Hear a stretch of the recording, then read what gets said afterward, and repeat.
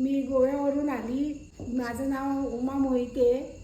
तर मी यूट्यूबमध्ये बघितलेला मसाला बनवायचा. तर मग मी माझ्या मिस्टरला सांगितलं की आपण जाऊन बघून येऊया. आमचा काय विचार नव्हता, पण मी बोलली पहिला बघूया कसं काय आहे.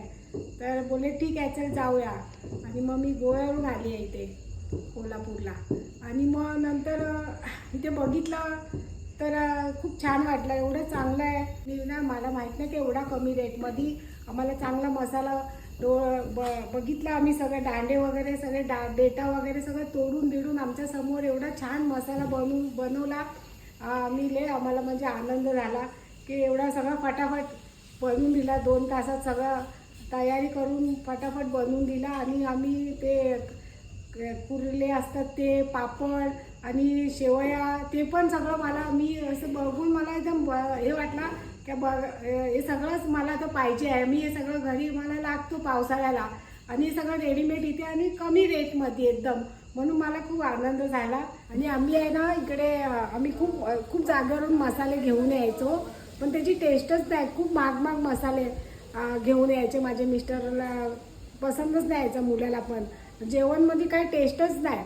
तर आम्ही इकडे तिकडे सगळीकडे माझे मिस्टर ते एवढे मसाल्याचे दिवाने आहे, जिथे जाणार तिथे मसाला घ्यायचे. आणि आमच्या घरात डबा भरून 5-6 किलो मसाला पडला आहे. इथून तिथून रत्नागिरीवरून कुठून जिथे वाटतं बघतात आणि घेऊन येतात. पण जो मसाला आता आम्ही इथे बघितला तसला मसाला नाही आहे. त्याचा खुशबुनीच, त्याचा वासाने एकदम खुशबुनीच आम्हाला एकदम आनंद झाला की खूप छान मसाला बनला आहे. मी धन्यवाद करते. आणि खूप छान आहे. तुम्ही पण इकडे येऊन बघा आणि बघा कसं आहे ते. धन्यवाद.